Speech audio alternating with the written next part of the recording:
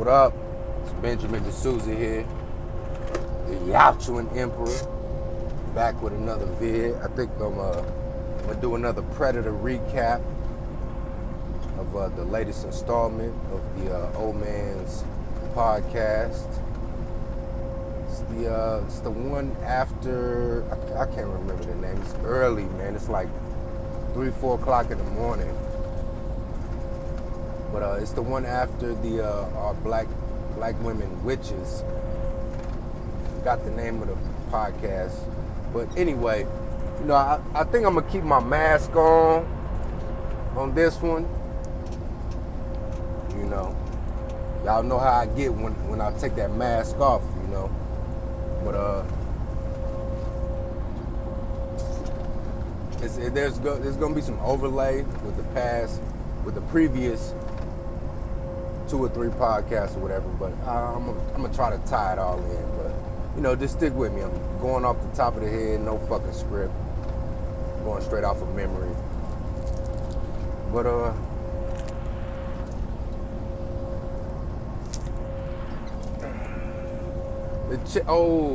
now I remember the name of it.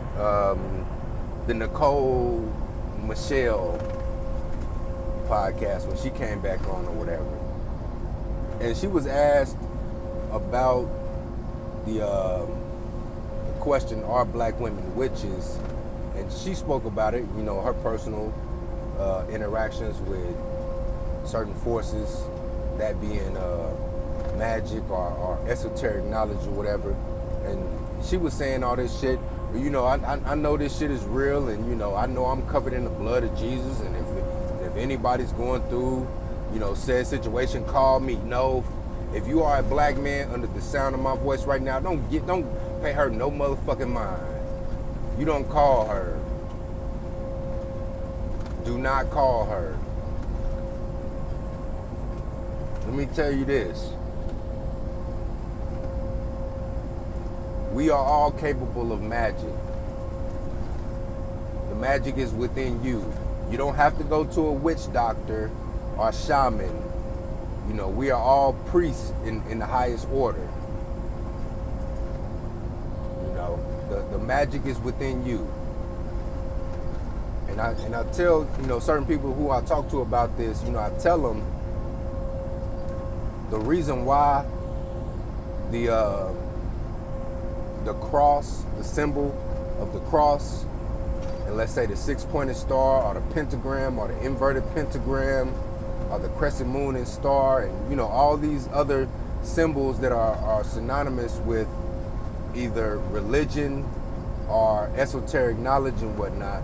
The reason why these symbols resonate so much with people and they're so powerful is because they have so much affirmation behind them. The reason why the cross is such a powerful symbol is because that symbol has been around, or the Ankh, let me throw the Ankh in there. The reason why those symbols are so powerful is because they've been around for thousands of years. And people have put their individual magic into this one symbol. And they've put their affirmation behind this one symbol. So this said symbol gains power and momentum over the years. It's kind of synonymous, you know. Shout out to the brother Blackbeard Mirage. You know, he spoke about this in the past, in some of his past tapes. He spoke about the dung beetle and why the dung beetle is or the scarab beetle, whatever you want to call it. It's such a prominent image within the Kemetic belief system.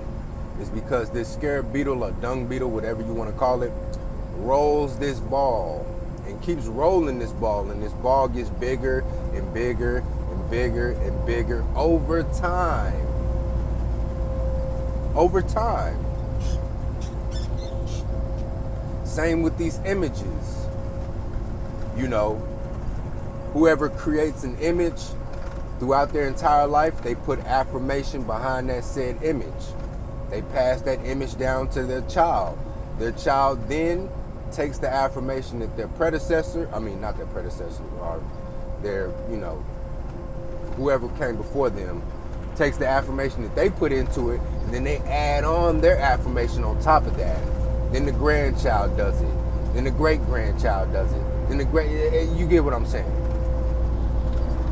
So it's like that scarab beetle rolling that ball until that ball gets bigger. Or it's like if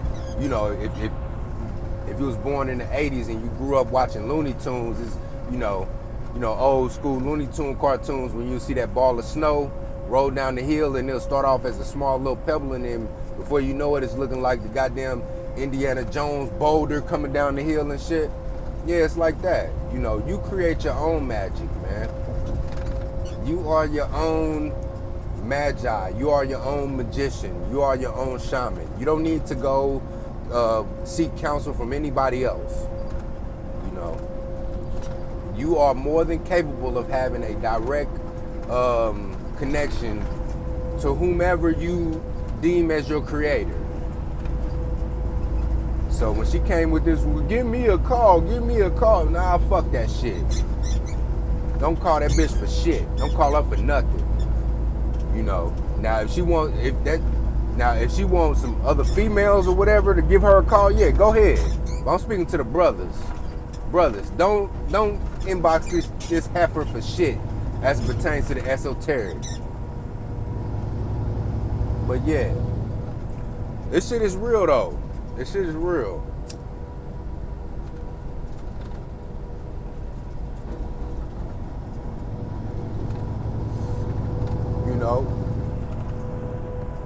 And this is in my opinion, this whole esoteric magic, voodoo, hoodoo, whatever you want to call it, this is the last frontier as it pertains to this, power struggle. I mean, I don't want to say gender war, because that term is so convoluted, so watered down and shit. But in this whole struggle between the female and the feminine and the masculine principle, this whole struggle, this is the last frontier. This is the only power that they got left. It really is.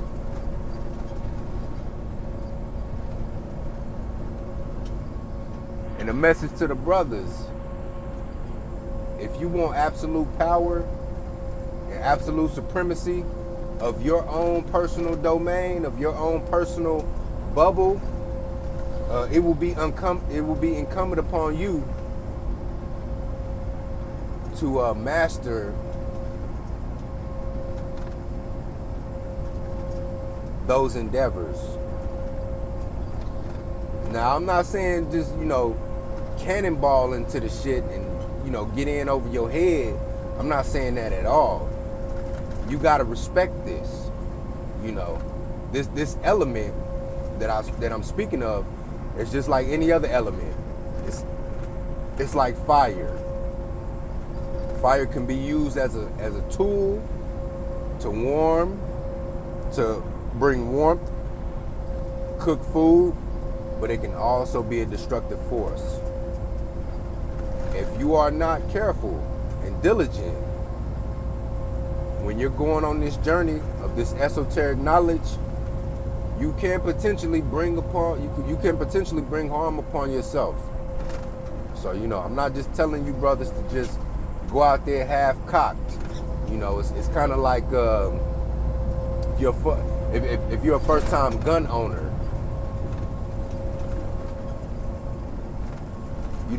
until you get familiar with the weapon and how it's used and how you can clean it and all its functions and whatnot, it probably wouldn't be a good idea to just be toting it around everywhere like you're some fucking cowboy and shit. You know what I mean? Because you might inadvertently shoot yourself. You know what I mean? So you got to know what you're doing. But it's like I said in a prior video. I said,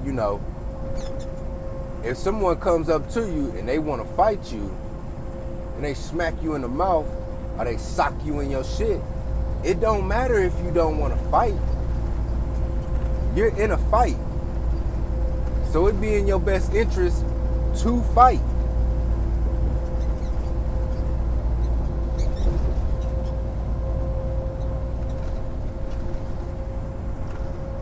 Now, as an adolescent, I've been with this shit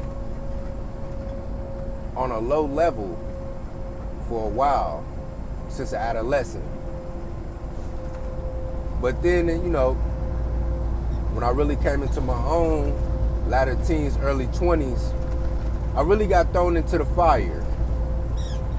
Got myself caught up with this chick, and you know, before then I was dabbling in the shit, you know, reading books and, you know, doing my own independent research and dabbling in the shit and whatnot. But I really wasn't serious. I really didn't take it serious. But then I got thrown in the fire. I was dealing with this bitch, and she really did a number on me. She really did. She really twisted me in a knot, you know. And after that, I said, I gotta take this shit more serious, you know.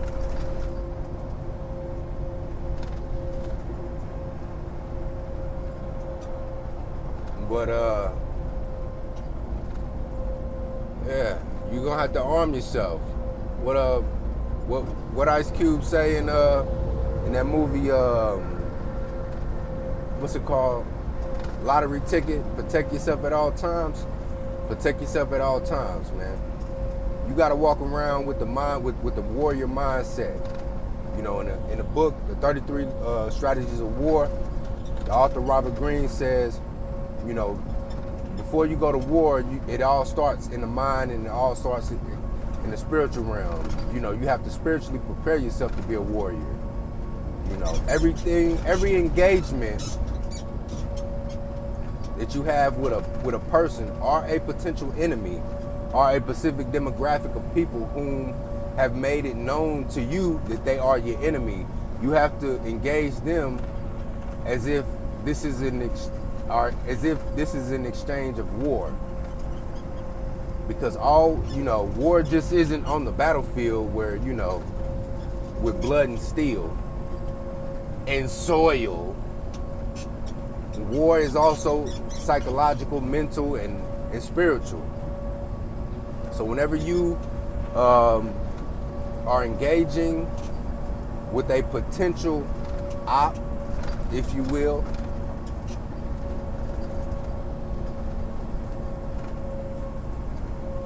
be on guard spiritually. You know, when the Gone 11 says, "Get your mind right," you know, you gotta do things and come up with images in your mind to protect yourself. You know, it's akin to I believe in the 48 laws of power. I think it's like law 24, 23 or something like that. When it says, you can look it up yourself. When it says recreate yourself,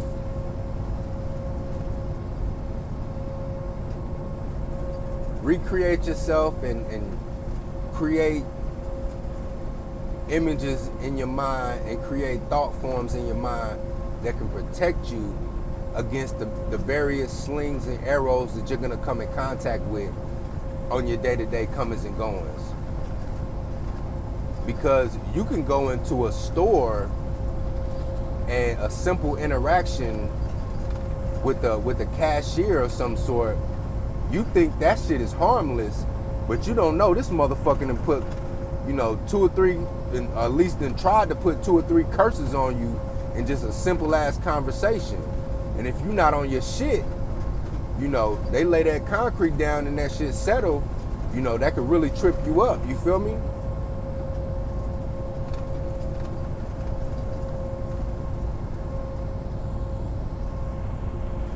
And this shit is extremely relevant as it pertains to black men dealing with black women, because you know they battle cry.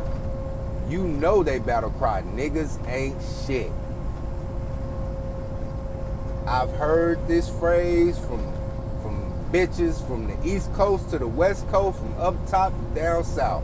Niggas ain't shit. I have every engagement that I have with a black female, I have to assume that that is their mantra until they prove otherwise. So if that's their mantra, I gotta be on guard spiritually. Now, I ain't, what Nas say?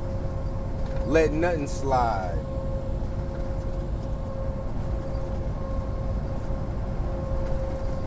You frontin' wide when you know you punkin' pie. You feel me? Let nothing slide. You frontin' wide when you punkin' pie. You feel me? Shit, you ain't getting no slick shit over on me. You could say some slick shit if you want to. I ain't letting nothing slide. I sit there and grin and nod my head and all motherfucking day. I caught that shit. I heard what you said. And I'm gonna put that shit right back on you.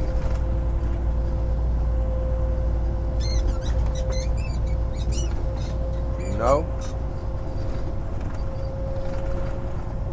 But yeah, fellas, this is the last frontier, man. This is the last frontier. This is all they got left.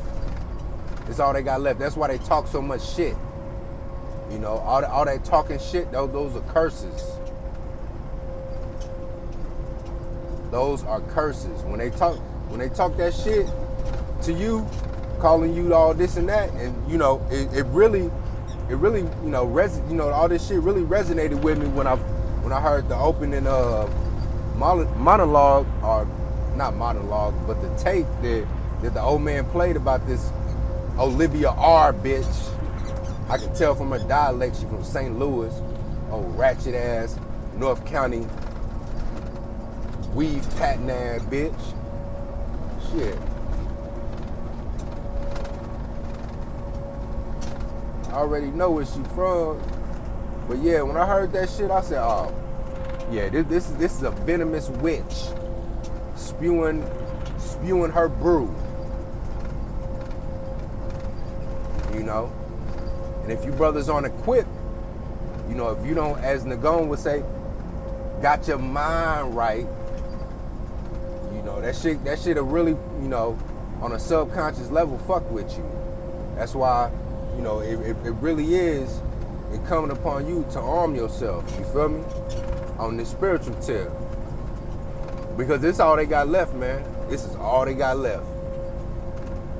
They can't financially compete with us in industry. They can't. They can't, in the sexual marketplace, out-compete us, because we just take our balls and, go home. They can't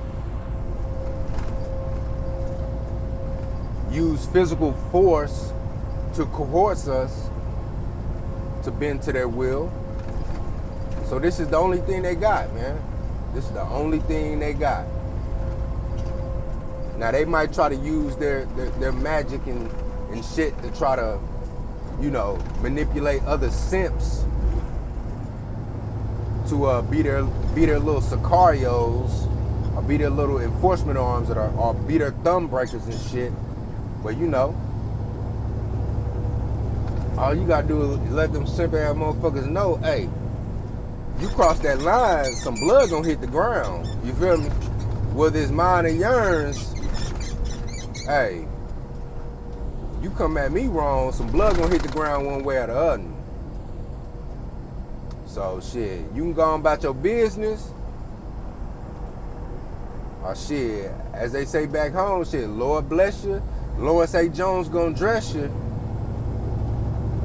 And if you don't know what Lawrence A. Jones is, if you're from the town, you already know Lawrence A. Jones is a funeral home in Kansas City.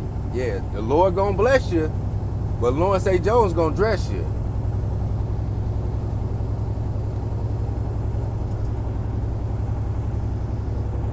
But it all starts It all starts with that queen xenomorph. You know.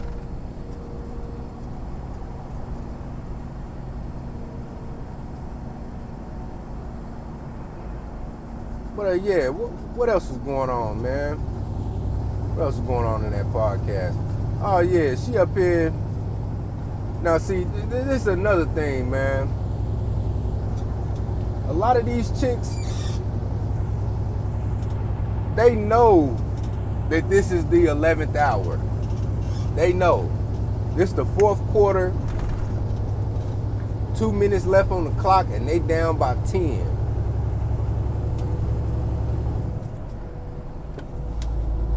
And we got the ball.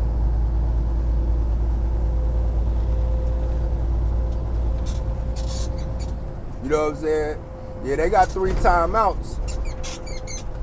But shit, they gonna have to pull out all the stops. So they trying to, you know, change their shit. They really trying to change their methods and their methods of operation and whatnot. You know, I'm seeing a lot of chicks out here. You can call them pygmies if you want to, you know, but you just don't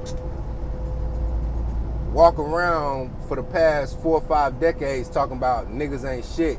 Now all of a sudden you done woke up and smelt the coffee. That shit just don't happen overnight, man. You know, so I'm always suspicious.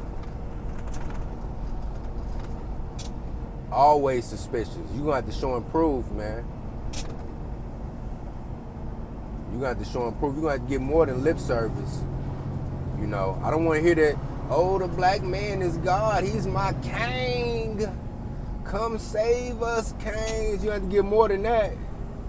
You got to get more than some raglan fellatio and some stinking ass snatch in a half cooked ass meal. You know.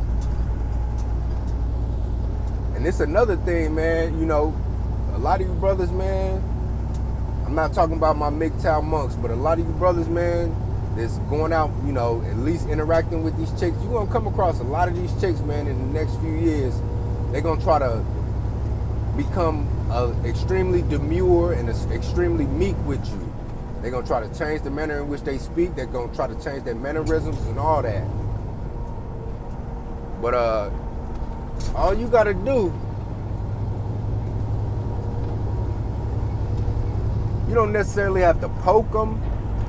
You know, you don't have to poke the bear to really get them to reveal themselves. All you have to do is not give them any type of,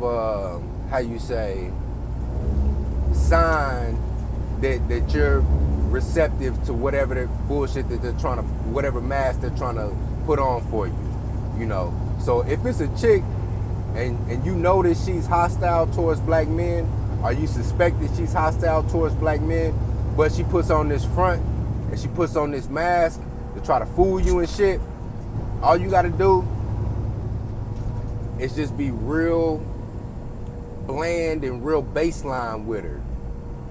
Don't give off any signs that you really pleased with the manner in which she's acting. You know what I mean? So if she's talking to you, yes, okay, all right, boo, you just sit there like, keep a straight face.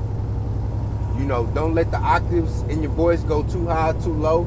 Just be real baseline with her. And that, if she see that what she's doing isn't working, she'll get frustrated. And when she gets frustrated, then the real her will come out. She be like, well, if this shit isn't working, why the fuck am I faking it for? I might as well just, you know, let my real self hang out. You feel me? So just be real baseline with them. You know, really don't give them a cookie for this shit. You know, let them know, hey, you gonna have to bring more than just a soft voice and some feminine mannerisms. You know, you're gonna really have to show and prove.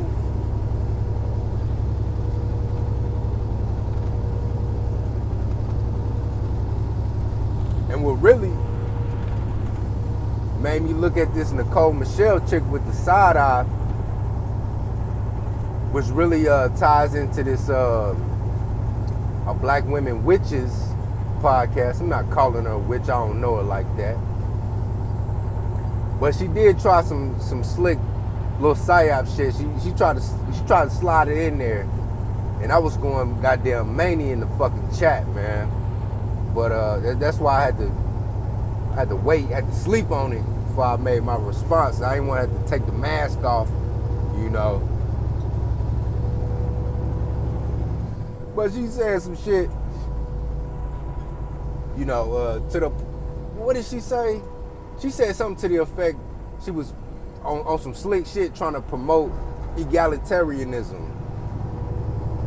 You know, she was trying to make it as it was you know, she was trying to promote or push this 50-50 partnership type of deal. Like, you know, you gotta find a man that compliments you, and you know, y'all gotta be equally yoked type of bullshit. Fuck that shit, my nigga. We've tried the egalitarian 50-50 bullshit, to my knowledge, since the early 2000s. That shit ain't working either. I'm stone cold, rock ribs, steel toe boot having male supremacy. 110%, 1,000, you feel me?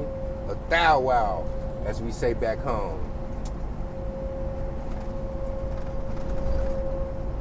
As 50 Cent say, hey, the shit going down the way I say so, or it ain't going.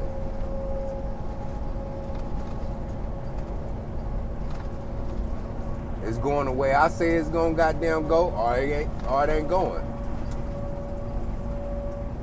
Now you can go on about your business and go look for this mystical, magical fairy tale nigga that'll acquiesce 50% of the power to your motherfucking ass. You can keep on trying if you want to, but I ain't going at all.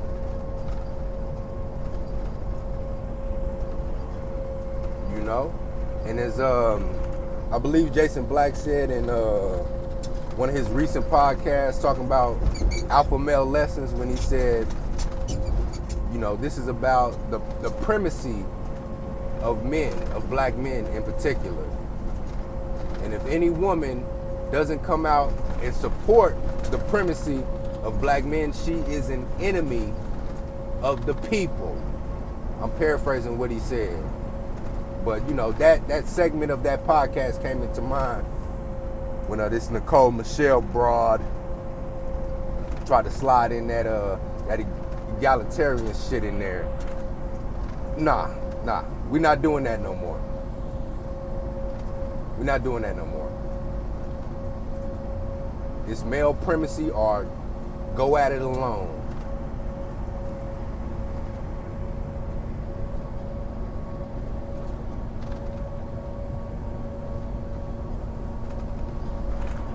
But yeah, man, that's all I wanted to talk about, man, in this vid, man. You know, brothers, get your mind right. This is a psychological, mental, and spiritual war.